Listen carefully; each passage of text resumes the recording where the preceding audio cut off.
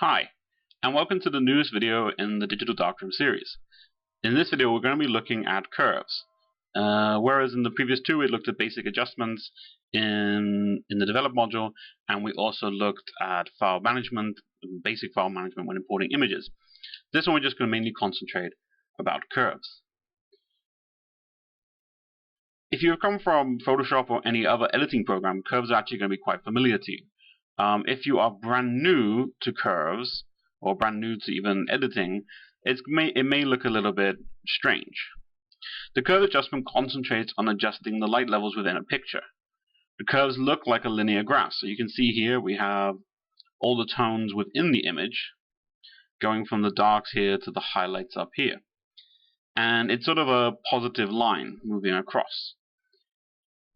Now within the curves panel there's actually quite a few things to look at. First you have the on-off switch here, which turns on/off the curves, and this is good for previewing and sort of looking at before and after with the adjustment.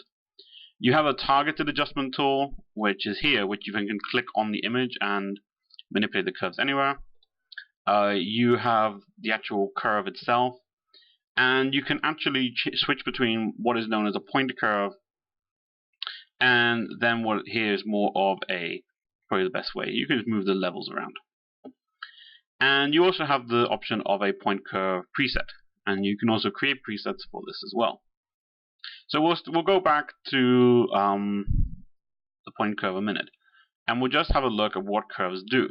As I said, like curves just can control the tones within a picture. And so you can just see here, as you move up, you go brighter, and as you move back, you go darker. And this is the way that I learned how to use curves, was just by clicking and dragging. If you are new to using curves, it's probably best to actually use the other option, which is to use the sliders. And one reason for this is because you have these grayed out areas as you go down through, and it won't let you push the curve further than that grayed out area. So if we just sort of, let's say we're going to darken the darks here, it's not going to let us go lower than this line. And then if you want to push the highlights up, it's not going to let you go any more than that line. As a comparison, if we have a look at the point curve, we can see that we can just drag and we can pull this down, way past that grayed out area. So if you're new, it can be a good idea just to use these to begin with. And then as you get sort of more used to doing this and using curves, you can then play around a little bit more with the point curve system. Now, although you have a contrast adjustment here, curves can be used to give extra contrast, or even a bit more subtle contrast within specific tones. So, for example, if you just want to affect the highlights and the shadows and not really the midtones, you can put an anchor point in the middle, clipping it right there, and then there you've just sort of raised more highlighted areas, and here you sort of raise the darker areas without too much of adjustment within the midtones itself.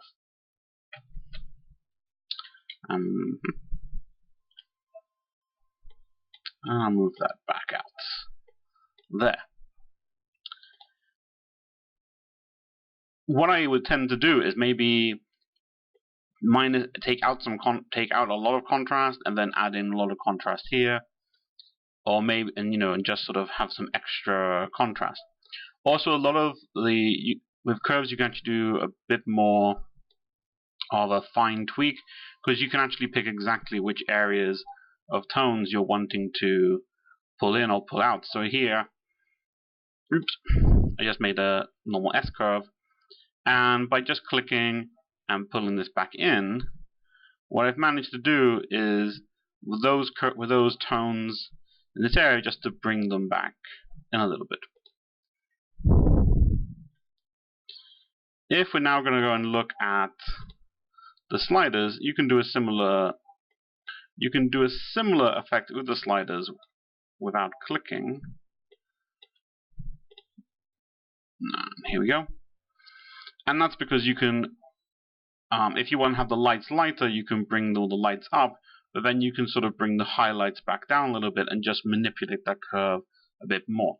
It's not as precise as using the entire point curve, but it's not too bad. Okay, that's not a gentle S is probably what we need with this picture, especially since I pulled that contrast all the way down. One of the other sides of curves which people also overlook is the fact that you can edit color in curves, but you can only do this with the point curve. So we're going to go back to the point curve here. And here we have channels. Now, Lightroom works with a RGB color space. And what that means is that the whole image is made up of a combination of red, green, and blue, either in positive or negative form. Now, red has, each color has a corresponding opposite. So, with red, the opposite is cyan, which is this sort of turquoisey, greeny blue, and then red is there. So the positive side of this channel is red, the negative side is cyan. The same with green. Green on the positive side is green, but on the opposite side it is more magenta, which is a bit of a pinky purple. And if we go down to blue, the positive is blue, and the negative is yellow. So what you can actually do with the curves is actually create a color adjustment. And this is just one of my presets, which I call Velvia-esque. And here you can see that in this curve, I've added it adds a lot of blue into the highlights, and only the highlights. In the greens, it sort of adds a little bit in the shadows, sort of goes a little bit through the midtones in here, and also starts to peak up again in the highlights. And the red is a sort of similar idea. It's adding red up here, and it's taking it out here, and it gives you this sort of tone.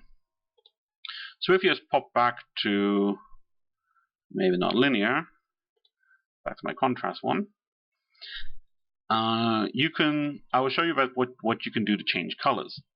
So you can actually use your adjustment tool here, and you can sort of pick a color and be, for example, I don't know about this, I think this needs to be, I want this a bit more cyan-y in this, with these tones here, but I quite like this red bit here to be a bit more red. Now, as you can see, as you do this, although I'm clicking on this red here, it's actually affecting the similar tones. The similar tones which are also here, which has given us a bit of a sort of strange red cast up here. So maybe we need to be a bit more gentle with this adjustment, or make it a slightly more specific. We'll add a bit more blue. No, maybe not. Or we'll just leave it for a minute and see what happens later. For example, then you can have with the green, you can use the target adjustment tool again. I don't know, I'm thinking maybe a bit more green there.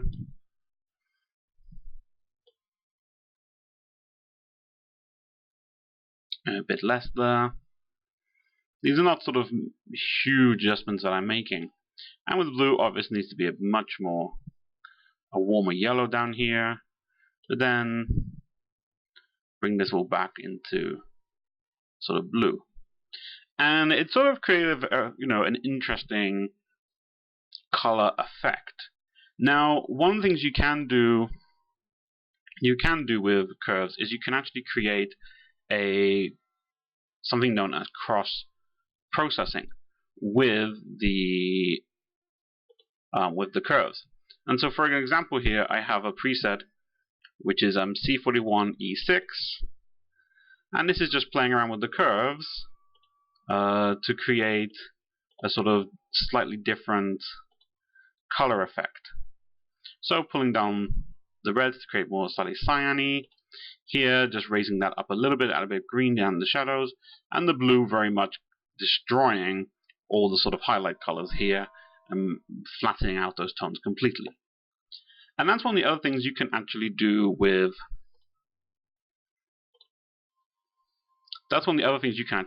the curves, is you can sort of start to soften tones.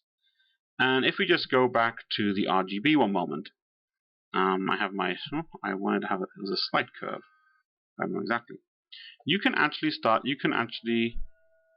bring this down and soften the highlights a little bit, just by slowly bringing it down. You can also clip highlights if you want to, by pulling it across. So by pulling it down, you're actually saying how bright something can be. And here you're saying where is the whitest tone. So here this is basically saying all the tones from this point here to here, this is white.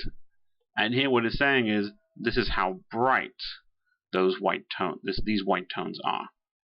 And the same thing can be done with the shadows. You can just lift them up and create a softer shadow. Now this, in lifting up the shadows, it also creates a sort of a faded effect. Because if you have ever looked at a sort of older picture, it has, the blacks sort of go first, and the blacks have this sort of like softer, matter sort of color, or sort of tone, sorry. And that can be done in the curves just by pulling it up and clipping it just a little bit like that. Not clipping, softening it, just a little bit like that. And you can actually play around and make quite a lot of useful adjustments this way. And it's one way that you can actually tone an image quite easily and quite quickly. Now, if you have something that you like, you can then go create a preset, which we'll look at in a later video. But you can also then make adjustments to the strength of colors still with the vibrance and saturation.